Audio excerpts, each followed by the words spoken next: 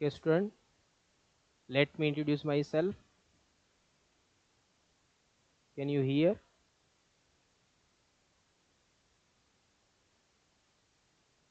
Myself Upendra Parmar, and I will teach you chemistry.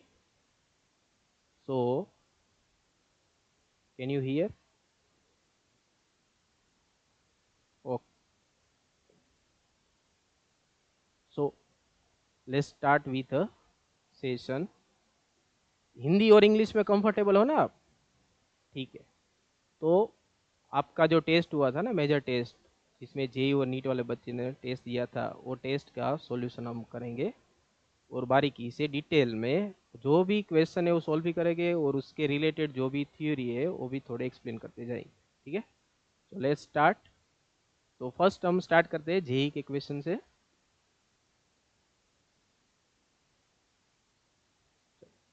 तो question number 1 आपको दिख रहा है, molar mass of an unknown species. अब यहाँ पे ये देखो अननोन स्पीसीज दिया है, सॉरी ये थोड़ा हो गया डार्क। अननोन स्पीसीज है X2। अब स्पीसीज होती क्या है ना, स्पीसीज होती है मोलिक्यूल भी होती है, आयंस भी होती है और एटम्स भी होती है। स्पीसीज डिफरेंट डिफरेंट टाइप की होती है ना, तो कोई भी होती है स्पीसीज, याद रखना। ऐसा नहीं कि हर बार एटम ही देंगे मोलिक्यूल भी देंगे, नहीं, वो कैटायन एनायन मोलिक्यूल एटम कोई भी स्पीसीज आपको दी जाएगी। यहाँ पे एक स्पीसीज है X2 जिसका आपको मोलर मास दिया है। अब ये होता है मोलर मास। मोलर मास होता क्या है, जब कभी पहले डिस्कवर हुआ था ना मास, तो आप एक सोचो कि मास अगर आप हाथ में ले सको तभी आप वेट कर पाओगे ना, या मास फाइंड कर पाओगे। अब एक एटम का मास निकालना, कितना छोटा एटम, तो उसके लिए एक एपरेटर यूज होता है जिसको क्या बोलते हैं, मास स्पेक्ट्रोमीटर। तो सबसे पहले जब आइडियल कार्बन 12, कार्बन के आइसोटोप है ना, कार्बन 12, कार्बन 13, कार्बन 14, तो कार्बन 12 जो है उसको हमने आइडियल लिया था और उसका जो एक एटम है उसका मास निकाला था मास स्पेक्ट्रोमीटर से।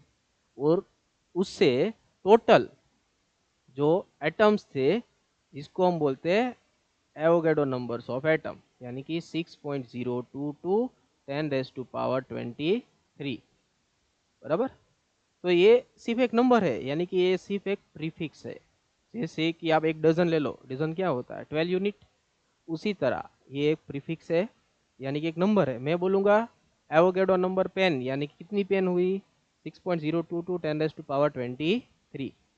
तो टोटल आपको इतने मोलेक्यूल्स लेने हैं।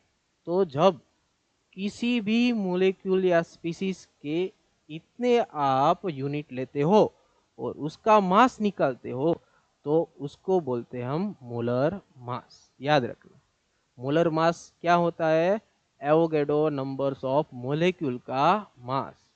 यानी कि अगर मैं बात करूं यूरिया की, सपोज मान लो यूरिया, यूरिया यूरिया क्या होता है, NH2CO NH2। ठीक है, तो यूरी कोई भी कंपाउंड ले लो, आप यूरिया ले लो, ग्लूकोज ले लो, आप ग्लूकोज ले लो, ग्लूकोज यानी कि C6H12O6। तो यूरिया लो या ग्लूकोज कोई भी आप ले लो, स्पीसीज भी ले सकते हो। तो इसके अगर आप एवोगैड्रो यूनिट यानी कि 6.022 10⁻23 मोलिक्यूल्स अगर आप लेते हो, तो उसको बोलते हैं 1 मोल। और उसका आप जब मास निकालते हो तो उसके मास को बोलते हैं हम मोलर मास। यानी कि मोलर मास क्या होता है, एवोगैड्रो नंबर्स ऑफ मोलेक्यूल्स का मास किसी भी स्पीसीज, किसी भी मोलेक्यूल के लिए। ऐसा नहीं यूरिया है, अगर वो गैस है SO2 है, SO2 का भी निकल सकता है, सॉलिड है यूरिया ग्लूकोज उसका भी निकल सकता है, Br2 लिक्विड है तो भी निकल सकता है, वाटर लिक्विड है तो भी निकल सकता है, सबका सेम है।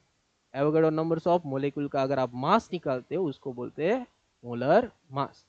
अब देखो थोड़े आप आगे बढ़ोगे तो उसके बाद जब यूनिफाई मास आया, यानी कि एटॉमिक मास यूनिट आया, तब इसको मॉडिफाई करके हम बोलने लगे AMU और यूनिफाई मास, एटॉमिक मास यूनिट। ठीक है, तो इसको मॉडिफाई करके हमने बना दिया एटॉमिक मास यूनिट। ध्यान में क्या रखना है, तो एक बात याद रखनी है, एक मोल में मोलेक्यूल कितने आते हैं, एवोगैड्रो नंबर, यानी कि एवोगैड्रो नंबर्स ऑफ मोलेक्यूल बनाते हैं एक मोल, और एक मोल का जो मास होता है वो होता है मोलर मास। ठीक है, याद रखना। तो यहाँ पर कितना दिया है 46, यानी कि एएमयू होगा 46। ये सिंपल क्वेश्चन है, सिर्फ ये लॉजिक समझाना था आपको। दूसरे क्वेश्चन में देखते हैं, which of the following contain greatest number of moles. तो अब मोल्स निकालने की मेथड, तो हमारे पास 3 मेथड होगी मोल्स निकालने की, डिपेंड्स ऑन फिजिकल स्टेट। वो आपको गैसेस स्टेट में देते हैं, वो आपको सॉलिड और लिक्विड स्टेट में देते हैं। फर्स्ट, अगर वो आपको सॉलिड स्टेट में देते तो क्या आपको मोलिक्यूल्स देंगे या ग्राम देंगे। यहाँ पे देखो ऑप्शन, ऑप्शन में क्या दिया है, ग्राम, यानी कि आपको वेट दिया है। तो मोल निकालने की 3 मेथड है, mole represent by small N. First method, अगर आपको वेट देते हैं इन ग्राम्स, किलोग्राम में देते हैं तो ग्राम में कन्वर्ट करो, मिलीग्राम में देते हैं तो अभिग्राम में कन्वर्ट करना है। आपको किसी भी तरह से ग्राम में कन्वर्ट करना है, पहले ग्राम में सब कन्वर्ट कर दो, उसके बाद यहाँ पर तो ग्राम दिया ही है, ठीक है, तो जो भी ग्राम है यानी कि वेट डिवाइड बाय उसका मोलेकुलर वेट। मोलेकुलर वेट कैसे निकाले, यानी कि जो भी कंपाउंड आपको दिया है उसका एटॉमिक वेट जो होता है उसका टोटल करना है आपको। तो यहाँ पर पहला जो है ऑक्सीजन है, तो डाई ऑक्सीजन, तो इसमें 2 ऑक्सीजन है, एक ऑक्सीजन का एटॉमिक वेट होता है तो लगभग अप्रोक्स कितना होता है, तो डबल होता है, मतलब हर सभी का डबल नहीं होता, क्लोरीन का जैसे 35.5 हो गया, इस तरह ऑक्सीजन का 16 हम लेते हैं तो 16 टू जा यहाँ पर हो गया 32। तो फर्स्ट में ये होता है 32, अगर हम इसका निकाले 32 डिवाइड बाय 32, तो वेट अपॉन मोलर मास कितना हो गया 1 मोल। चलो दूसरा ऑप्शन देखते हैं, दूसरे का मोल आप निकालोगे तो हाइड्रोजन H2 है, मतलब कि 2 हाइड्रोजन के एटम है, तो 2 हाइड्रोजन का कितना होता है atomic weight 1 atomic mass unit, तो 2 जा 2, तो 2 होगा, तो 1 gram weight upon 2 atomic weight यानी कि 0.5 मोल। दूसरे का आंसर आ गया। तीसरा, तीसरा देखते, इसको बोलते हैं ओजोन O3, जो हमारे एटमॉस्फेयर में 40 किलोमीटर से 50 किलोमीटर के बीच में आता है ना, ओजोन लेयर, याद है ना सबको, हाँ, यूवी रे, हाँ, तो ये ओजोन है। तो ओजोन का हम निकालो, पहले O3 यानी कि 3 ऑक्सीजन, यानी कि 3 इंटू 16 48 AMU, इसका AMU यूनिट होगा, और वेट कितना दिया है 24, 48 इक्वल टू 1/2 इक्वल टू 0.5 मोल। चलो तीनों के मोल आ गए ना हमारे पास, क्योंकि तीनों ग्राम में दिए थे, ऐसा नहीं हर बार वो आपको सिर्फ इसमें ही देंगे, नहीं, वो अलग अलग, यानी कि किसी को वॉल्यूम देंगे, किसी का मास देंगे, किसी के नंबर्स ऑफ मॉलिक्यूल और एटम देंगे। तो अगर दिया जाए तो क्या करोगे आप, मान लो इसमें तो आंसर आ गया ना कि सबसे ज्यादा किस में है, तो 1 मोल, ये आंसर है, सबका आ गया आंसर। तो ये फर्स्ट मेथड है हमारी मोल फाइंड करने की। सेकंड मेथड, चलो दूसरी मेथड, दूसरी मेथड है जब आपको मोलिक्यूल्स देते, याद रखना एटम नहीं, एटम को पहले मोलिक्यूल में कन्वर्ट करो, ठीक है, और मोलिक्यूल आपको यहाँ रखना है, नंबर्स ऑफ मोलिक्यूल जिसको हम एन बोलेंगे, divide by Avogadro number. Avogadro number कितना होता है 6.022 10⁻23। तो मोल फाइंड करने की दूसरी मेथड, अगर आपको मोलिक्यूल देते हैं तो molecule divide by Avogadro number equal to mole. तीसरी मेथड, अगर आपको गैसियस फॉर्म में किसी भी स्पीसीज दे, गैसियस फॉर्म में, वो भी कंडीशन के साथ, वो कंडीशन होती है स्टैंडर्ड टेम्परेचर प्रेशर और नॉर्मल टेम्परेचर प्रेशर। तो एसटीपी या एनटीपी कंडीशन अगर आपको दे तो याद रखना किसी भी गैसियस मॉलिक्यूल का 1 मोल का वॉल्यूम होता है ऑलवेज 22.4 लीटर। अब लीटर में बोला ना मैंने, अगर उसको ml में कन्वर्ट करो तो 22400 ml लीटर, यानी कि 1000 इंटू मिलीलीटर, यानी कि mole equal to given volume in litre divide by 22.4। अगर लीटर में देते, मान लो मैंने ml में दिया तो यहाँ पर हो जाएगा 22400 ml। तो ये 3 मेथड हो गई। फर्स्ट मेथड जब वेट देता है, दूसरी जब नंबर ऑफ मॉलिक्यूल्स देते हैं, तीसरी जब गैसियस, सिर्फ गैसेस के लिए, ये ओनली फॉर गैसियस एटम और मॉलिक्यूल के लिए लगती है। पहली दो किसी के भी लिए लगती है, इसमें गैस सॉलिड लिक्विड किसी भी चलेगा, इसमें भी चलेगा, इसमें सिर्फ गैस चलेगा, याद रखना। अब देखो, अब मोल नहीं पूछते, या तो वो बोलेगे कि इतना वॉल्यूम है H2S गैस का तो उसमें कितने मोलिक्यूल हो गए, तो इन दोनों को कंपेयर कर लो। अगर आपको बोले ओजोन के इतने मोलिक्यूल है तो उसका वेट फाइंड करो, तो इन दोनों को कंपेयर कर लो। आपको सिर्फ तीनों को कंपेयर करना है, क्योंकि तीनों तो मोल ही है, तीनों को एक लाइन में कंपेयर कर लो। किसी दो में से किसी एक को फाइंड करने के लिए बोलेंगे। हो गया, चलो आगे बढ़ते हैं। अब ये आ गया हमारा क्वांटम नंबर। तो एटॉमिक नंबर में, एटॉमिक स्ट्रक्चर में ये टॉपिक है क्वांटम नंबर।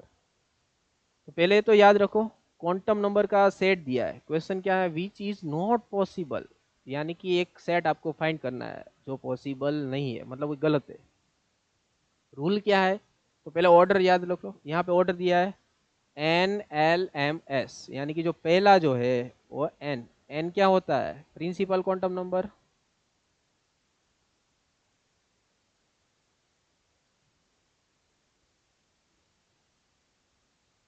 दूसरा क्या है, एल, एजीमुथल क्वांटम नंबर।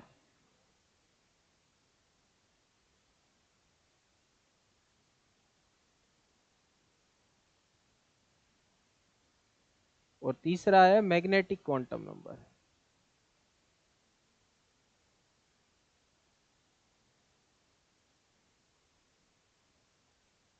और जो लास्ट वाला है वो होता है spin quantum number, spin quantum number.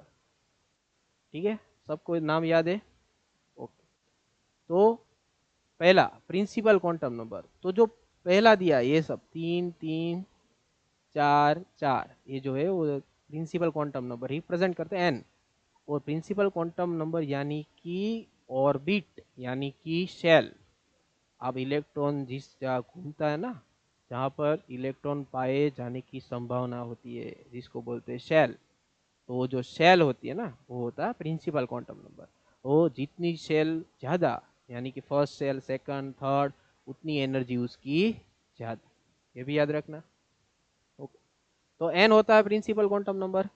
Okay, दूसरा एजीमुथल क्वांटम नंबर। अब मान लो ये एन है, तो एजीमुथल क्वांटम नंबर जो रिप्रेजेंट करता है ऑर्बिटल, यानी कि वो ऑर्बिटल एस ऑर्बिटल है या पी है या डी है एफ, जिसको हम सब शेल बोलते हैं, एस पी डी एफ।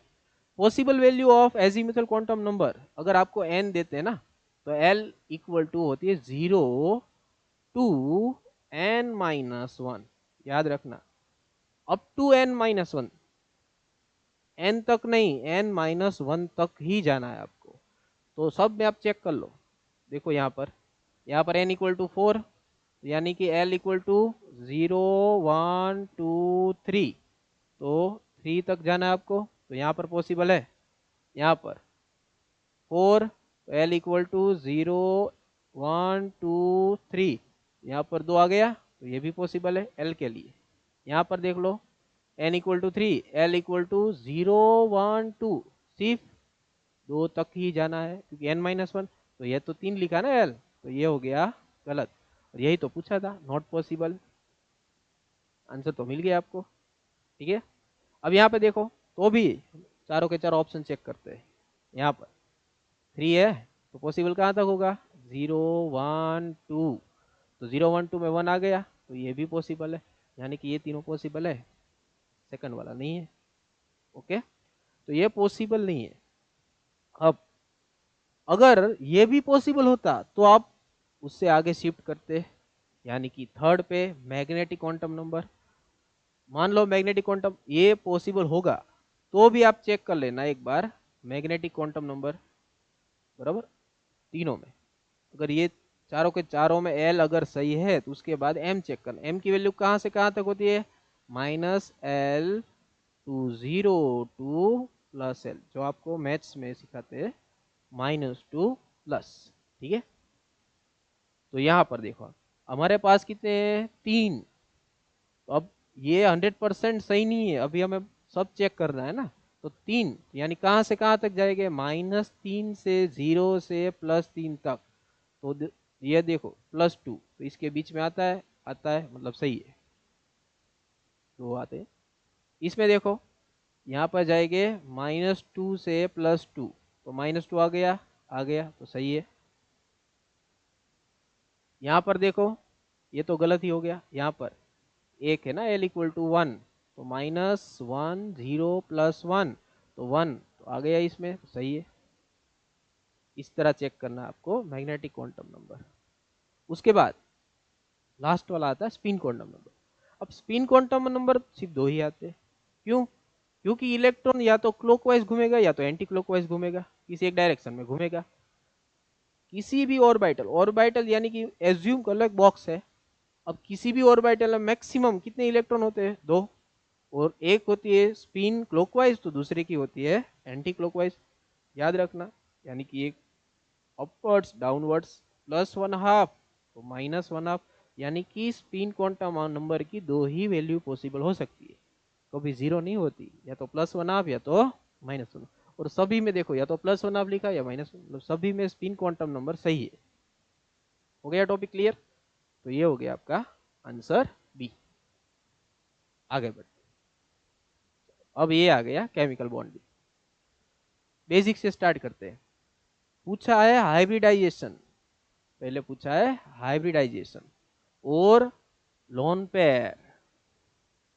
अब लोन पेयर क्या होती है पहले ये बात, उसके बाद हाइब्रिडाइजेशन पे आते हैं। पहले तो देखो कौन से कंपाउंड का फाइंड करना है। कंपाउंड हमारे पास है POCl3। अब POCl3 हमारे पास है तो पहले हमें इसका स्ट्रक्चर ड्रॉ करना पड़ेगा। स्ट्रक्चर ड्रॉ करने से पहले आपको उसका सेंट्रल एटम फाइंड करना है। कौन है इसका सेंट्रल एटम? फॉस्फोरस, सही है, ये हो गया फॉस्फोरस। फॉस्फोरस सेंट्रल एटम है। अब कौन कौन इसके साथ जुड़ेंगे? Oxygen and chlorine. ठीक है, अब फॉस्फोरस कितने बॉन्ड बना सकता है, यानी कि वैलेंसी कितनी है, तो डिपेंड करता है फॉस्फोरस जो पीरियोडिक टेबल है वो कौन से ग्रुप में आता है। फॉस्फोरस कौन से ग्रुप में आता है? Nitrogen, phosphorus, arsenic, antimony, bismuth, यानी कि नाइट्रोजन फैमिली 15 ग्रुप, यानी कि वैलेंसी इसकी कितनी होती है? 5, यानी कि फॉस्फोरस मैक्सिमम 5 बॉन्ड बना सकता है। ठीक है, अब देखो ऑक्सीजन की बात करें। अब देखो उसके ऊपर किसी ने प्लस माइनस चार्ज नहीं लिखा ना, तो ऑक्सीजन की एक बात ध्यान में रखना, अगर ऑक्सीजन इसमें देखो प्लस भी नहीं है माइनस भी नहीं है, यानी कि न्यूट्रल है, तो ऑलवेज डबल बॉन्ड में होगा। अगर वो प्लस है तो ट्रिपल बॉन्ड बनाएगा, अगर वो माइनस है तो सिंगल बॉन्ड बनाएगा।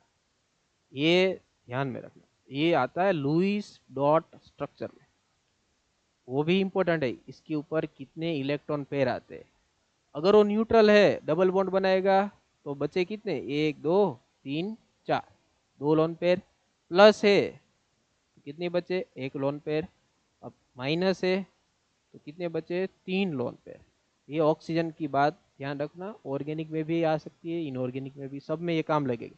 अगर ऑक्सीजन सिंगल बॉन्ड में है तो नेगेटिवली चार्ज है, अगर डबल बॉन्ड में है तो न्यूट्रल है, ट्रिपल बॉन्ड में है तो उसका मतलब होता है पॉजिटिव चार्ज, उसके ऊपर एक ही लोन पेयर बचेगा।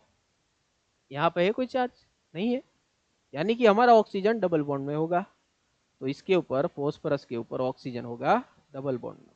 चलो अब बचा कौन? क्लोरीन। अब फॉस्फोरस कितने बॉन्ड बना सकता है? 5, 2 तो बन गए, कितने बचे? 3। और क्लोरीन कितने बना सकता है? 1, क्योंकि उसके पास 7 इलेक्ट्रॉन है, एक शेयरिंग करेगा, कोवेलेंट बॉन्ड। 3 क्लोरीन, 1 2 3, मतलब कि पांचों के पांचों बॉन्ड इलेक्ट्रॉन हो गए, तो एक भी नहीं बचा। जो बचा उसको बोलते हैं लोन इलेक्ट्रॉन, और पेयर बचती है तो लोन पेयर। तो यहाँ पर तो एक भी नहीं बचता, यानी कि लोन पेयर कितनी होती है, 0।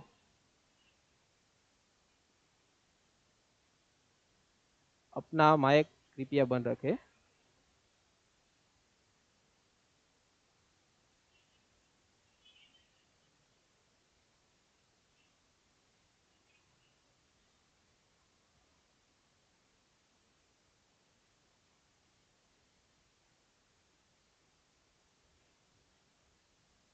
चलो ठीक, म्यूट कर दिया। तो ये हो गया 3 और ये 2, टोटल 5 बॉन्ड में आ गए, तो एक भी नहीं बचा ना। मतलब कि लोन पेयर कितना है, 0। लोन पेयर कितना है, 0। पहला आंसर आ गया कि 0 लोन पेयर, यानी कि 2 में से कोई एक आ सकता है। अब हाइब्रिडाइजेशन की बात करते हैं। हाइब्रिडाइजेशन में एक बात ध्यान रखना, हाइब्रिडाइजेशन में क्या होता है, तो एक सिंपल सी ट्रिक है। अगर loan pair plus bond pair का आप टोटल करते हो, तो टोटल होता है 2, टोटल होता है 3, टोटल होता है 4, टोटल होता है 5। ठीक है, तो उसके हिसाब से आपको एस पी डी ऑर्बिटल, जैसे कि एस कितनी है, 1, तो 1 आ गई। उसके बाद पी कितनी होती है, 3, तो ये तो 2 है ना, तो एक एस और एक पी, तो एस पी हाइब्रिडाइजेशन शो करेगा। अब 3 यानी कि एस पी कितनी है, 2, एस पी टोटल 3 हो गई। अब 4 एस पी कितनी होगी, 3। अब मैक्सिमम पी पॉसिबल कितनी है, P X P Y P Z, 3 ही है ना, तो टोटल हो गई 4। अब 5, तो अब पी खत्म हो गई, कौन सी आएगी, डी, एस पी 3 डी। बस, तो सिर्फ आपको टोटल देखना है, loan pair plus bond pair. वो भी याद रखना, इसमें पाई को काउंट नहीं करना है। अगर 2 बॉन्ड है तो भी एक ही लेना है, 3 है तो भी एक ही लेना है। तो यहाँ पर देखो, या 2 है ना, इसमें सिर्फ एक बॉन्ड लो, ये दूसरा, तीसरा, चौथा, यानी कि लोन पेयर 0 + 4 = 4। तो 4 यानी कि हाइब्रिडाइजेशन sp3 हो गया, सिंपल। पहले आप स्ट्रक्चर ड्रॉ कर लो, lone pair plus bond pair find कर लो, उसके बाद टोटल मैच कर लो। अगर 2 है sp, 3 है sp2, 4 है sp3। वो कोऑर्डिनेशन में आएगा, स्ट्रॉन्ग वीक dsp2 है क्या है, वो भी नहीं, वो बाद में देखेंगे। ठीक है, तो ये हो गया हमारा sp3, आंसर आएगा सी। बढ़ते नेक्स्ट क्वेश्चन की ओर। अब आयोनाइजेशन पोटेंशियल आपको बोला है, और जो 4 आपको ऑप्शन दिए, कौन सा गलत है, इनकरेक्ट पूछा है, कौन सा गलत है। आयोनाइजेशन पोटेंशियल होता है क्या है, आयोनाइजेशन पोटेंशियल यानी कि आयोनाइजेशन एंथैल्पी। आयोनाइजेशन एंथैल्पी ही आयोनाइजेशन पोटेंशियल है, याद रखना। तो आयोनाइजेशन एंथैल्पी कैसे फाइंड करेंगे, तो उसकी डेफिनेशन आपको याद होनी चाहिए।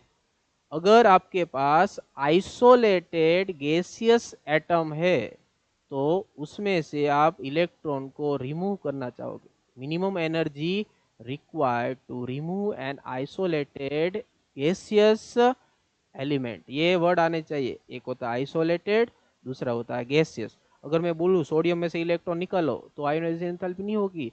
पहले आपको सोडियम सॉलिड में से कन्वर्ट करना पड़ेगा, सब्लीम करके, गैसियस में, और गैसियस में से इलेक्ट्रॉन निकालना है। अगर ब्रोमीन वाटर है तो पहले उसको वेपराइज करके गैस बनाओ, उसके बाद Br2 में से Br बनाओ बॉन्ड ब्रेक करके, उसके बाद इलेक्ट्रॉन निकालो। यानी कि गैसियस, वो भी आइसोलेटेड, वो भी एटम, उसमें से इलेक्ट्रॉन निकाला, तो वो होती है आयोनाइजेशन एंथैल्पी, वो होता है आयोनाइजेशन पोटेंशियल। तो ये गैसियस आइसोलेटेड एटम में आपको दिया है, जैसे एज्यूम कर लो। अब आयोनाइजेशन पोटेंशियल किसके ऊपर डिपेंड करता है, इलेक्ट्रॉन कॉन्फ़िगरेशन के ऊपर। तो यहाँ पर कौन कौन दिया है, पहले दिया एल्यूमिनियम और मैग्नीशियम। या तो आपको जनरल इलेक्ट्रॉन कॉन्फ़िगरेशन पता होनी चाहिए पूरे ग्रुप की, तो भी सही है, या आपको पर्टिकुलर एलिमेंट की, मैग्नीशियम तो एटॉमिक नंबर 12, तो 1s2 2s2 2p6 3s2। ठीक है, अगर नहीं पता तो आपको पता होना चाहिए सेकंड में ग्रुप में है, और ये 13 ग्रुप में है, यानी कि 3, इसमें 2 होते हैं, तो ये होता है NS2, ये होता है NS2 NP1। अब देखो question, first statement, first ionization enthalpy यानी कि जो लास्ट वाला इलेक्ट्रॉन निकलेगा वो एनर्जी, तो इसमें से जो इलेक्ट्रॉन निकलेगा वो पी में से निकलेगा और यहाँ एस में से निकलेगा। अब बात आई कि इसमें ज़्यादा एनर्जी लगती है, तो जो ज़्यादा स्टेबल होता है उसमें ज़्यादा एनर्जी देनी पड़ेगी। कौन ज़्यादा स्टेबल है? तो कौन ज़्यादा स्टेबल है? जिसमें ज़्यादा एक्सचेंज होता है इलेक्ट्रॉन का। किसमें सबसे ज़्यादा एक्सचेंज होता है इलेक्ट्रॉन का? तो फर्स्ट जो होता है वो होता है फुल फिल, दूसरा होता है हाफ फिल और एम्प्टी। यानी कि मान लो डी ऑर्बिटल है तो D10 फुल फिल होता है, D5 हाफ फिल होता है और D0 होता है एम्प्टी। सबसे ज्यादा स्टेबल होता है ना वो होता है फुल फिल D10, क्योंकि 5 इलेक्ट्रॉन अपवर्ड 5 इलेक्ट्रॉन डाउनवर्ड, तो 5 एक्सचेंज 5 4 3 2 1 और नीचे वाले के 5 4 3 2 1, सबसे ज्यादा एक्सचेंज यहाँ पर होगा, उसके बाद यहाँ पर, उसके बाद यहाँ पर। ठीक है, सिमेट्री भी लगती है, एक्सचेंज भी लगता है, तो ये होता है स्टेबिलिटी ऑर्डर। इसमें देख लो तो इसमें ये जो है ना P, तो P कितनी होती है 3, तो 3 में सिर्फ एक ही इलेक्ट्रॉन है। यहाँ पर S कितनी, एक, वो भी फुल फिल है, तो ये हो गया सबसे ज़्यादा स्टेबल। तो इलेक्ट्रॉन इसमें से निकालना मुश्किल है ना, वही बोला first ionization potential of aluminium less than first ionization enthalpy of magnesium, तो सही बोला है उसने, इसकी कम होगी इसकी ज़्यादा होगी।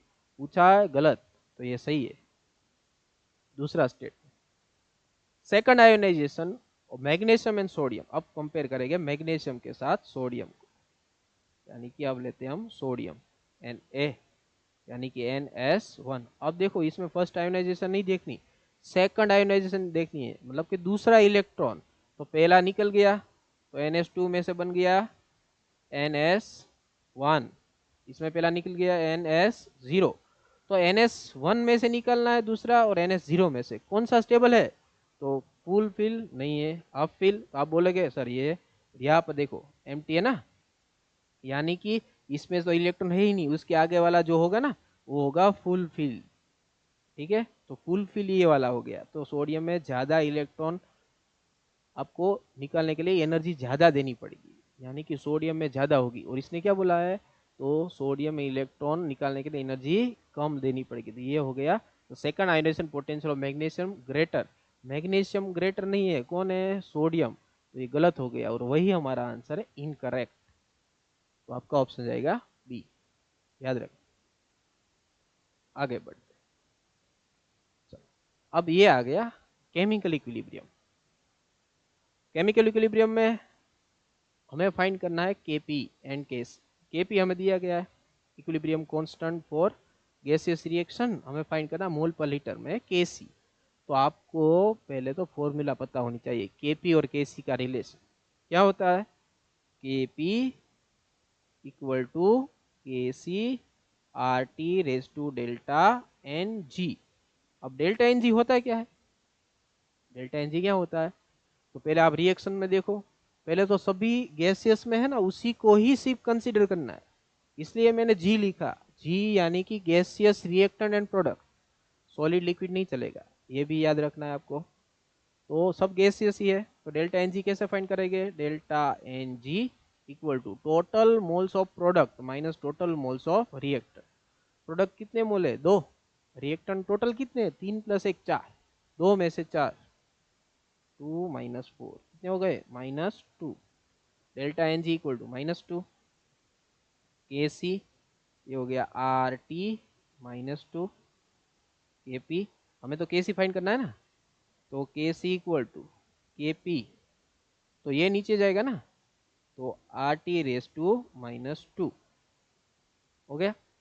Kp हमें दिया गया, बाकी सब वैल्यू प्लेस कर दो, 1.44 10⁻⁻⁵ R। अब यहाँ पर R दो है, देखो यहाँ पर 0.082, यहाँ पर 8.314। R की वैल्यू जो होती है यूनिट भी देखना है आपको। अगर आपको यहाँ पर लीटर दिखेगा, लीटर एटीएम, आपको लेना है 0.082 लीटर एटीएम पर मोल केल्विन। अगर आपको जूल दिखता है तो 8.314, अगर जूल दिखता है तो, अगर कैलोरी है तो 2। ठीक है, तो यहाँ पर जूल है तो 8.3 लिखना है, और अगर लीटर एटीएम, यहाँ पर देखो लीटर एटीएम दिया है लीटर में, तो आपको 0.08 लेना है। तो नीचे होगा 0.082। अब टेम्परेचर भी ध्यान दो, टेम्परेचर में भी चेंज है, यहाँ पर सेल्सियस दिया है, डिग्री सेल्सियस, क्योंकि डिग्री कभी केल्विन में नहीं लगती, डिग्री या तो सेल्सियस होती है या फ़ारेनहाइट। तो ये डिग्री सेल्सियस था, तो डिग्री सेल्सियस में भी आपको कन्वर्ट करना है केल्विन में, तो केल्विन में कन्वर्ट करो, तो kelvin equal to 273 plus 500 degree Celsius 773 kelvin, ये हो गया 773, हो गया -2 पावर। अब देख लो कौन सा मैच कर रहा है, तो ये हो गया 0.082 773 और -2 पावर, ये आंसर बी। याद रखो रिलेशन Kp और Kc, ये आपका केमिकल इक्विलिब्रियम। आगे बढ़ते हैं, अब ये आ गया स्टेट्स ऑफ मैटर भी कह सकते हो, जेई एडवांस में भी आता है, और आप थर्मोडायनेमिक्स में कहते हो, मतलब कि नीट और जेई में भी आता है, तो दोनों का क्वेश्चन है। और अगर आप फिजिक्स में भी पढ़ते हो ना थर्मो, तो उसमें भी आता है, क्योंकि यहाँ पर यूज होता है गामा का। और आपको पता होना चाहिए कि अगर गामा की वैल्यू 5/7 है, और सॉरी 7/5 है, तो या 2/5 है, 5/3 है, उसके ऊपर डायटोमिक है मोनोएटोमिक क्या मिलेगा वो हम फाइंड करेंगे। ये पहले देखते हैं, आपको क्या दिया, T⁵ इक्वल टू K/P²। मैं इसको इस तरफ ले जाऊँ, T⁵P² इक्वल टू K। अगर मैं इस तरह ले लूँ TV⁵, तो ये आ जाए 2/5 दोनों साइड। अब K तो कांस्टेंट है, उसका रूट करो तो भी K कांस्टेंट है, तो मैंने ना 1/5 से मल्टीप्लाई कर दिया पावर, तो ये हो गया 2/5, सब में 5 का रूट ले लिया 2/5। अब देखो हमारे पास है PV⁵ क्यों, क्योंकि एडियाबेटिक एक्सपांशन है, एडियाबेटिक,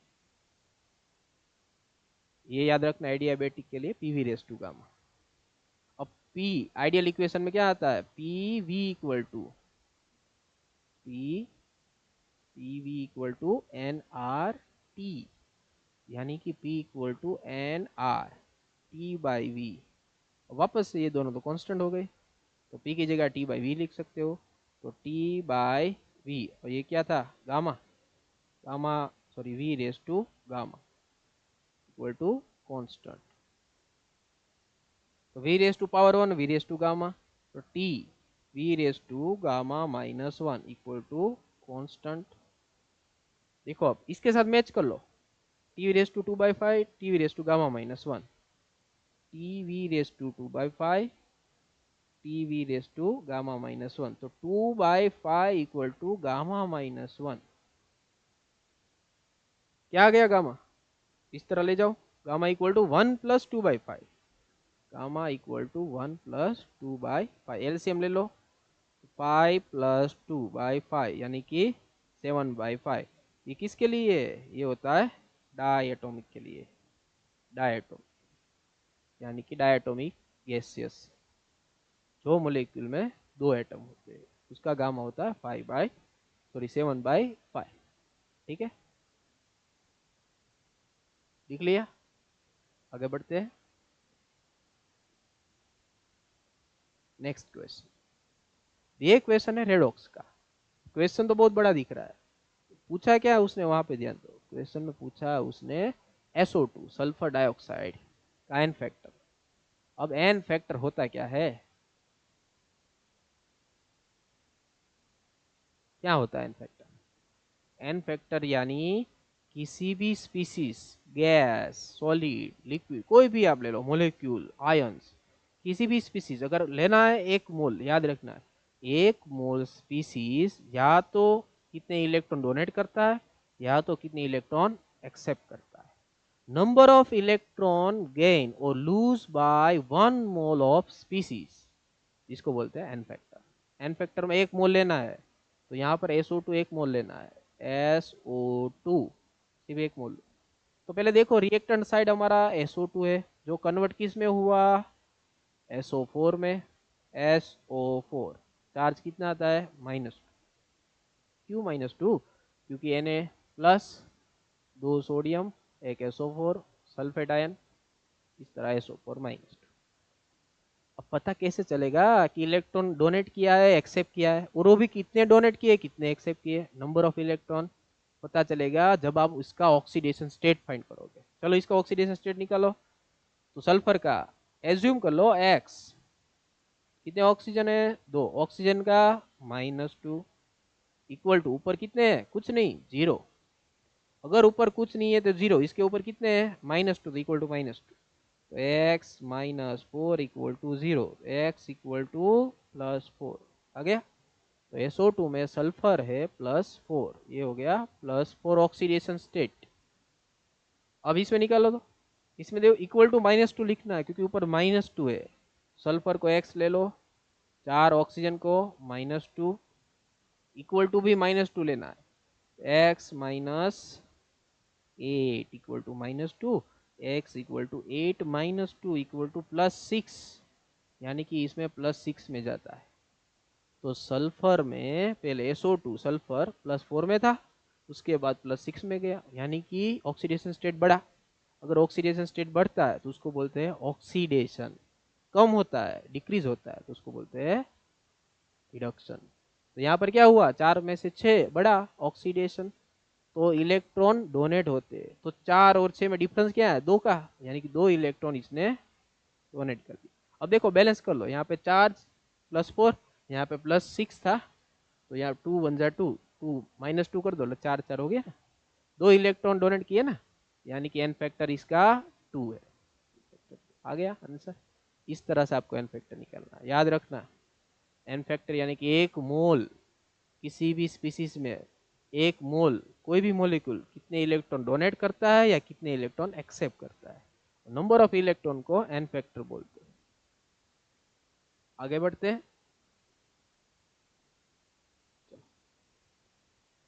ये आता है इलेक्ट्रोकेमिस्ट्री में फैराडेस लॉ।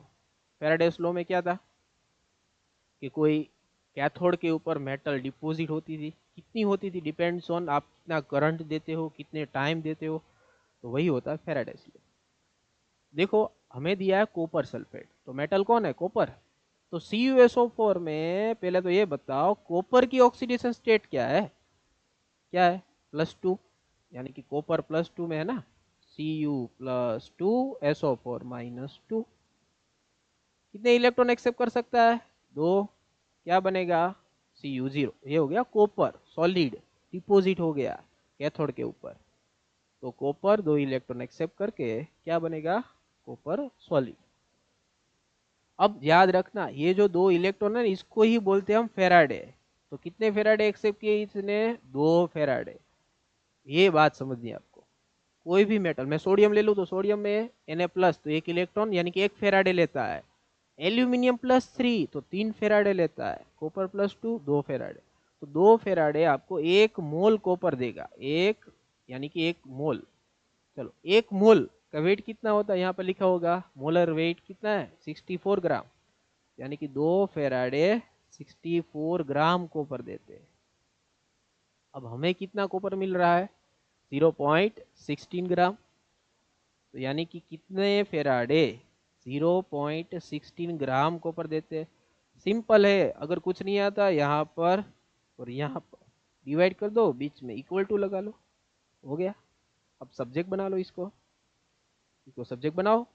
चलो तो ये हो गया। अब पॉइंट के बाद कितने हैं 2 डिजिट, यानी कि 100 ऊपर जाएगा, 16 4 जा 64, यानी कि बचेगा 400, इस तरफ ले जाओ, x इक्वल टू 400 नीचे जाएगा तो 2/400, यानी कि 1/200 फेराडे, जो आपने 1/200 फेराडे जितनी यहाँ पर इलेक्ट्रिसिटी और करंट दिया है। तो इतने फेराडे अगर करंट आप देते हो ना, तो यही करंट हमें यूज करना कि इसमें एसिड्यूलेटेड वाटर। अब ये एसिड्यूलेटेड वाटर होता है क्या है, वाटर ही होता है, मगर वो थोड़ा एसिडिक होता है, जिसमें H+ होता है, उसे बोलते हैं एसिड वाला वाटर, एसिड्यूलेटेड वाटर, एसिड से डाइल्यूट किया गया पानी, एसिड्यूलेटेड वाटर। और हमें उससे कोई फर्क नहीं पड़ता क्योंकि हमें तो हाइड्रोजन निकालना है ना, सीधा सीधा हाइड्रोजन पे आते हैं। हाइड्रोजन गैस कैसे निकलता है, तो H में से ही निकलेगा ना, यानी कि H+ तो अगर 2H+ लेते हो तभी H2 बनेगा, तो यानी कि 2H+ में 2 इलेक्ट्रॉन डालोगे तभी OH2 देगा आपको, +2 इलेक्ट्रॉन H2 देगा, क्योंकि H2 होता है, H नहीं होता। यानी कि 2 इलेक्ट्रॉन को क्या बोलेंगे हम, 2 फेराडे। 2 फेराडे देते हो तो 1 मोल हाइड्रोजन मिलेगा। अब हाइड्रोजन क्या होता है, गैस। अब गैस में मैंने बोला था पहले क्वेश्चन में, मोल कंसेप्ट में क्या आया था, मोल निकालने के लिए गैस में एसटीपी कंडीशन थी ना, यहाँ पे लिखा है पीछे देखो एसटीपी लिखा ना, एसटीपी, यानी कि 1 मोल हाइड्रोजन गैस का वॉल्यूम होगा 22.4 लीटर। अब लीटर में तो है नहीं, आंसर तो सेंटीमीटर क्यूब में है। सेंटीमीटर क्यूब को शॉर्ट फॉर्म में क्या लिखते हो आप, सीसी। सीसी, सीसी यानी कि ml, याद है ना, बाइक में आता है ना 125 सीसी, 150 सीसी। तो कार में आप जाते हो ना तो 1000 सीसी हो जाता है, 1000 ml यानी 1 लीटर, तो वो लीटर में आता है। I10 1.2 litre, 1.4 litre, truck 4.0 litre, तो लीटर हो जाता है। तो सेंटीमीटर क्यूब को सीसी बोलते हैं और सीसी को ही ml बोलते हैं, याद रखना। ml दिया है तो कितने ml होता है, 1 mole equal to 22400 ml। 2 faraday होता है 22400 ml। हमें कितना मिला, 1/200 फेराडे। तो कितना ml हुआ, वापस कुछ नहीं, सिर्फ यहाँ पर डिवाइड करो, इक्वल टू लगाओ, फाइन करो, ये पूरा जाएगा 1/200। तो 22400 1/200 इंटू 2, 0 0 कैंसल, 2 4 जा 56 यानी कि ml। आपका आंसर आएगा बी। सॉल्व कर लो आप, देखो 56 आएगा। आगे बढ़ते हैं, चलो ये है बॉन्ड ऑर्डर का क्वेश्चन और बॉन्ड लेंथ का क्वेश्चन। तो एक बात याद रखो, bond order inversely proportional to bond length, ये बात ध्यान में रखो। ज्यादा बॉन्ड हो तो बॉन्ड शॉर्टर हो जाता है, कम है तो बॉन्ड लेंथ बढ़ जाए। यानी कि अगर बॉन्ड लेंथ ज्यादा है तो बॉन्ड ऑर्डर उसका कम होगा, बॉन्ड ऑर्डर ज्यादा है तो बॉन्ड लेंथ कम होगी, इनवर्सली प्रोपोर्शनल। अब तीनों का आप स्ट्रक्चर ड्रॉ करो। पहला ऑक्सीजन, तो ऑक्सीजन में तो हमको पता है डबल बॉन्ड आता है। दूसरा ओजोन, ओजोन में क्या होता है वो भी याद रखना, एक होता है डबल बॉन्ड और एक होता है सिंगल बॉन्ड। तीसरा हाइड्रोजन पेरोक्साइड, किसको पता हाइड्रोजन पेरोक्साइड का स्ट्रक्चर, हाइड्रोजन पेरोक्साइड होता है ओपन बुक लाइक स्ट्रक्चर, जैसे बुक ओपन होती है ना, इस तरह होता है। जैसे कि ये हो गया हमारा ऑक्सीजन, यहाँ से आप बुक का इस तरफ का पेज ले लो तो ये होता है हाइड्रोजन, और दूसरा पेज यहाँ पे ले लो, इस तरह ओपन बुक लाइक स्ट्रक्चर। अब देखो ऑक्सीजन में बॉन्ड, तो यहाँ पर कितने हैं, नंबर ऑफ बॉन्ड 1, इसमें कितने हैं 2। चलो अब इसमें इसमें तो पता नहीं, इसमें 2 है 1 है, पता कैसे करें, क्योंकि यहाँ पर हो रहा है रेजोनेंस, रेजोनेंस होता है। तो यहाँ पर बॉन्ड ऑर्डर कैसे निकाले, याद रखना, बेंजीन हो, ओजोन हो, SO4-2 हो, PO4-3 हो, रेजोनेंस में बॉन्ड ऑर्डर कैसे निकालेंगे। तो बॉन्ड ऑर्डर कैसे निकालेंगे, एटलीस्ट 1 बॉन्ड तो यहाँ पर रहेगा, प्लस एक बॉन्ड तो होगा ना sigma bond, plus pi bond कितने यहाँ पर, एक, तो एक पाई बॉन्ड है, वो कितनी जगह घूम रहा है, कितनी जगह रेजोनेट कर रहा है, 2 जगह कर रहा है ना, तो डिवाइड बाय 2। फिर से बोल रहा हूँ, एक सिग्मा बॉन्ड तो दोनों में है 1, प्लस पाई बॉन्ड कितने हैं 1, और कितनी जगह घूम रहा है तो डिवाइड करो, यानी कि बॉन्ड ऑर्डर आ जाएगा 1.5। अब ऑर्डर में लिख लो, सबसे ज्यादा बॉन्ड ऑर्डर इसका, उससे कम उससे कम, तो इससे ऑपोजिट होगा बॉन्ड लेंथ। बॉन्ड लेंथ सबसे ज्यादा हाइड्रोजन पेरोक्साइड, उसके बाद ओजोन, उसके बाद, हो गया ठीक है। तो ये रहे आज के जेई के 10 क्वेश्चन। अब बढ़ते हम नीट वाले पेपर। तो जो नीट वाले बच्चों का पेपर हुआ था ना, उसमें पहला क्वेश्चन था एटॉमिक स्ट्रक्चर का। तो एटॉमिक स्ट्रक्चर का पहला क्वेश्चन देखो, ये एटॉमिक स्ट्रक्चर का एनर्जी वाला क्वेश्चन है। तो अब ये सिर्फ लगता है हाइड्रोजन के लिए। अब सिर्फ हाइड्रोजन के लिए क्यों, ऐसा नहीं, हाइड्रोजन के लिए सिंगल इलेक्ट्रॉन लाइक स्पीसीज के लिए लगता है, सिंगल इलेक्ट्रॉन लाइक स्पीसीज के लिए, किसी भी स्पीसीज में जिसमें एक इलेक्ट्रॉन रहता है उसके लिए ये फॉर्मूला लगता है। तो अब दो आता है, पहला ये होता है ग्राउंड स्टेट और दूसरा होता है एक्साइटेड स्टेट। सभी के लिए ग्राउंड स्टेट और एक्साइटेड स्टेट अलग अलग होती है। हाइड्रोजन के लिए ग्राउंड स्टेट क्या है, पहले तो ये पता करना पड़ेगा ग्राउंड स्टेट किसको बोलते हैं। तो कोई भी स्पीसीज लो, ऐसा नहीं हाइड्रोजन, सोडियम ले लो, तो कोई भी एलिमेंट है उसकी इलेक्ट्रॉन कॉन्फ़िगरेशन लिखो, लास्ट इलेक्ट्रॉन किस ऑर्बिट में फिल होता है वो सेल को बोलेंगे वैलेंस सेल, और उसी को बोलेंगे ग्राउंड स्टेट। अब हाइड्रोजन में तो एक ही है, तो पहली सेल यानी कि ग्राउंड स्टेट यानी कि n=1। तो ग्राउंड स्टेट क्या होती है हाइड्रोजन की, n=1। अब होती है excited state, first excited state यानी कि +1 करना है आपको, तो n=2, इसको बोलेंगे फर्स्ट एक्साइटेड स्टेट, यानी कि ये होता है एनर्जी लेवल 1 में से जाता है एनर्जी लेवल 2। हमें फाइंड करना है कि इसको हम इस इलेक्ट्रॉन को कितनी एनर्जी देनी है जो n=1 से 2 में जाए। इसके लिए हमारे पास फॉर्मूला है एनर्जी वाला, एनर्जी चेंज यानी कि E2 - E1। या तो आप दोनों की एनर्जी फाइंड कर लो और माइनस कर लो सेपरेटली तो भी आ जाएगा, ठीक है। तो दोनों की अगर फाइंड करोगे तो ये हो जाएगी 13.6 माइनस 3.4 10.2 इलेक्ट्रॉन वोल्ट। इस तरह भी आप कर सकते हो। यह फॉर्मूला हमारे पास जो है बेसिक वाला, देखो यूनिट कौन सा, इलेक्ट्रॉन वोल्ट ने, सब यूनिट चेंज करेंगे तो ये भी चेंज हो जाएगा। तो energy change equal to -13.6 Z square 1/n1² minus 1/n2² -13.6 hydrogen Z=1, 1 का स्क्वायर 1।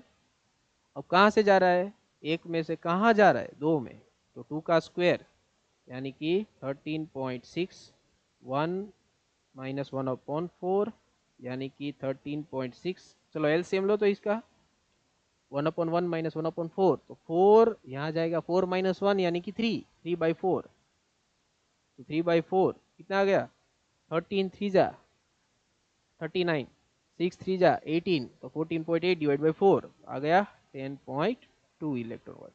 दोनों में आंसर वही है, आंसर आएगा 10.2, ठीक है। या तो आप ये फॉर्मूला रख सकते हो या आप सीधा एनर्जी वाला, ये अच्छा फॉर्मूला, ये आपको याद रखना है शेल के लिए। तो आगे बढ़ते हैं, वापस से आ गया क्वांटम नंबर वाला। देखो यहाँ पर दिया 4f ऑर्बिटल, तो 4f ऑर्बिटल को क्वांटम नंबर से आप किस तरह रिप्रेजेंट कर सकते हो, 4f के लिए कौन सा सही है। 4f के लिए पहले तो आप 4f को क्वांटम नंबर में लिखो, क्वांटम नंबर को किस तरह रिप्रेजेंट कर सकते हैं, NLM। तो जो आगे होता है ना वो होता है n, बीच वाला होता है f, और m तो दिया ही नहीं यहाँ पर, यानी कि हमारे पास मिल गया n=4 l। अब l तो आपको सीधा दिया f, तो l का नंबर क्या होगा, l अगर 0 है तो s ऑर्बिटल, l अगर 1 है तो p ऑर्बिटल, 2 है तो d ऑर्बिटल, 3 है तो f ऑर्बिटल। देखो यहाँ पर f ऑर्बिटल है ना, यानी कि l=3, तो हमें लेना है 3, तो यहाँ से ये हो गया कैंसल, ये हो गया 3, तो यहाँ पर l=3। देखो 4 and 3, 4 3 4 3, ये भी नहीं होगा ये भी नहीं होगा, तो ये दोनों कैंसल, बचे ये दोनों। अब मैंने बोला था ना मैग्नेटिक क्वांटम नंबर की पॉसिबल वैल्यू क्या होती है, -l से लेके +l तक, -l से लेके +l तक। तो यहाँ पर पहले देखते हैं l क्या है 3, यानी कि -3 -2 -1 0 +1 +2 +3 तक। तो देखो तो +1 आ गया, इसमें आ गया, तो ये सही है, आंसर तो आ गया हमारा फर्स्ट वाला, यानी कि ये गलत होगा। देखो तो 3 है ना, तो -3 से +3 तक, तो 4 आता है इसमें, 4 है नहीं है, तो ये गलत हो गया, है ना समझ में। मैग्नेटिक क्वांटम नंबर होता है -L से लेके +L तक, -L टू +L। तो ये 4 तो इसमें आया ही नहीं, यानी कि ये गलत हो गया। पहले तो ये दोनों गलत हो गए, उसके बाद ये बच्चा, ये स्पिन तो एक ही होता है, या तो प्लस बनाओ या तो माइनस बनाओ, किसी भी एक को राइट कैसे। बढ़ते आगे, क्वेश्चन नंबर 53। चलो अब यहाँ पे आपको इंक्रीजिंग ऑर्डर एटॉमिक रेडियस का निकालना है। अब बात करेंगे हम एटॉमिक स्ट्रक्चर की नहीं, अब बात करेंगे पीरियड टेबल की, चैप्टर नंबर 3। पीरियड टेबल में क्या होता है, अगर आप पीरियड टेबल में लेफ्ट टू राइट मूव करोगे तो सेंटर में पॉजिटिव चार्ज बढ़ने से साइज डिक्रीज होगी, साइज डिक्रीज होगी। टॉप टू बॉटम क्या होगा, शेल बढ़ेगी, n equal to 1, first shell, second shell, third shell, यानी कि ये जो शेल है बढ़ती जाएगी, इससे भी बढ़ती है, यानी कि साइज जो है डाउनवर्ड जाने से बढ़ती है। जैसे साइज बढ़ेगी रेडियस तो बढ़ेगी। अब हमें सिर्फ इसको अरेंज करना है ग्रुप और शेल ऑर्बिट में। चलो रो और कॉलम में लगा लो, तो ग्रुप में कौन कौन से आएंगे, सोडियम, पोटेशियम, रुबिडियम, यानी कि सोडियम से बड़ा पोटेशियम से बड़ा रुबिडियम, नीचे जा डाउनवर्ड साइज बढ़ता है, रेडियस बढ़ेगी। और एक अलग है, देखो कौन है, मैग्नीशियम। तो सोडियम के बाद कौन आता है, मैग्नीशियम। तो लेफ्ट टू राइट साइज कम होती है ना, तो सोडियम से भी छोटा है। सबसे बड़ा कौन हो गया, रुबिडियम, उसके बाद पोटेशियम, उससे छोटा सोडियम, उससे भी छोटा मैग्नीशियम, ये सबसे छोटा होगा। तो ऑर्डर आ गया हमारे पास, रुबिडियम, पोटेशियम, सोडियम, मैग्नीशियम। अगर आप इस तरफ जाते हो तो साइज आपकी कम होती जाएगी, ठीक है। और इस तरफ जाते हो, हमने बोला इंक्रीजिंग ऑर्डर, तो इस तरफ जाते हो तो बढ़ेगी। तो आ गया आंसर ए, ठीक है। Next question. अब इस क्वेश्चन में देखो आपको अरेंज करना है सही ऑर्डर में, वो भी उसके मैग्नीट्यूड में, यानी कि मोड में लिखना है, वो माइनस हो या प्लस, आंसर आपको मोड में लिखना है। मोड एक्स ले लेता हूं मैं। इलेक्ट्रॉन गेन एंथैल्पी, यानी कि इलेक्ट्रॉन एफिनिटी। अब होती क्या है electron affinity, electron gain enthalpy क्या होती है, इलेक्ट्रॉन गेन एंथैल्पी सिर्फ इलेक्ट्रॉन नेगेटिविटी नहीं होती, दो कंडीशन यहाँ पे फुलफिल होनी चाहिए। फर्स्ट कंडीशन है इलेक्ट्रोनेगेटिविटी एंड सेकंड कंडीशन है साइज। अगर आप सिर्फ डिसाइड करोगे इलेक्ट्रोनेगेटिविटी से तो भी गलत होगा, अगर आप सिर्फ डिसाइड करोगे साइज से तो भी गलत होगा। मोस्ट यहाँ पे इलेक्ट्रोनेगेटिविटी की डेफिनेशन क्या है, अगर आप पढ़ोगे एनसीईआरटी, उसमें लिखा है केमिकल बॉन्डिंग में, किसी भी बॉन्डिंग इलेक्ट्रॉन को टू वर्ड्स अट्रैक्ट करने की टेंडेंसी, ये होती है इलेक्ट्रोनेगेटिविटी। आपको पता है इलेक्ट्रोनेगेटिविटी सबसे ज्यादा 4 किसकी है, तो ये मान लो पूरा पीरियड टेबल है ना, तो अगर डायगोनल में जाओगे यहाँ से यहाँ ऊपर, कौन है यहाँ पर, पीरियड टेबल की बात कर रहा हूँ, कौन है यहाँ पर, फ्लोरीन। तो फ्लोरीन सबसे ज्यादा इलेक्ट्रोनेगेटिव होगा, यानी कि फ्लोरीन की सबसे ज्यादा होती है हाई। तो इलेक्ट्रॉन को अट्रैक्ट करने की टेंडेंसी सबसे ज्यादा किसकी होती है, फ्लोरीन की। अब साइज, अब होती है साइज की बात, सिर्फ आपको अट्रैक्ट नहीं करना, उसको रिटेन भी करना है। रिटेन यानी कि उसको बिठाना भी है, तो बिठाने के लिए जगह तो चाहिए ना, तो साइज होती है बड़ी, तो जगह होती है ज्यादा, जगह ज्यादा, तो इलेक्ट्रॉन वहां पे रिटेन करेगा। तो साइज बड़ी होनी चाहिए, इलेक्ट्रोनेगेटिविटी ज्यादा होनी चाहिए। तो पहले वो खींचेगा, उसके बाद रिटेन करेगा। अगर दोनों कैपेसिटी है तभी उसकी इलेक्ट्रॉन गेन एंथैल्पी ज्यादा होगी। अब कंपेयर करते हैं हम, पहले देखते हैं फ्लोरीन और क्लोरीन की बात करें।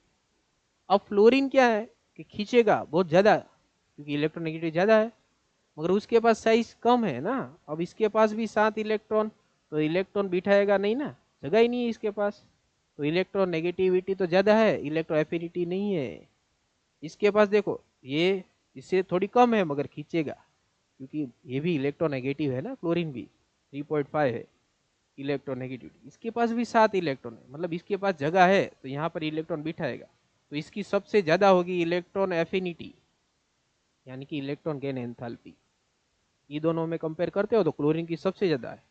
अब सल्फर ऑक्सीजन में कंपेयर करो, ऑक्सीजन एंड सल्फर, ऑक्सीजन छोटा, सल्फर बड़ा। मोर इलेक्ट्रोनेगेटिविटी कौन है? ऑक्सीजन, क्योंकि ऊपर है। तो ऑक्सीजन, तो उसके पास इलेक्ट्रॉन ज़्यादा है, इसके पास भी उतने ही है, 6 इलेक्ट्रॉन, मगर साइज ज़्यादा है। ये खींचेगा मगर रिटेन नहीं कर पाएगा क्योंकि साइज छोटी है, इलेक्ट्रॉन रिपेल करेगा। ये तो बेचारा खींच ही नहीं पाएगा, इससे कम। अब खींचेगा थोड़ा, वो रिटेन भी करेगा।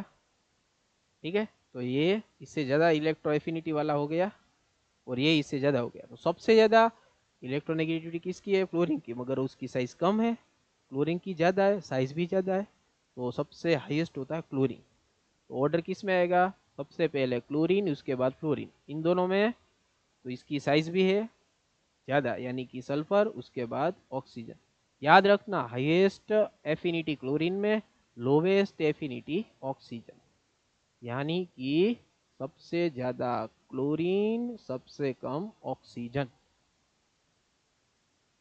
ठीक है, याद रखना, ये बात ध्यान में रखना। इलेक्ट्रॉन एफिनिटी यानी कि इलेक्ट्रॉन गेन एंथैल्पी। अब रियल में आंसर माइनस में आता है, सबसे ज्यादा माइनस में क्लोरीन की आती है, मगर इसने बोला है मैग्नीट्यूड यानी कि मोड में लिखना है, इसलिए सबसे ज्यादा क्लोरीन।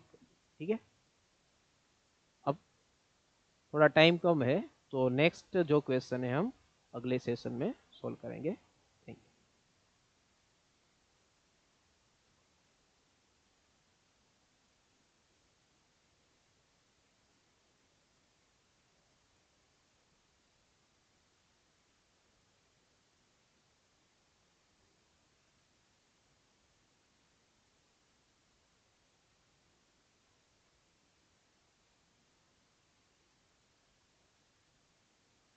यू।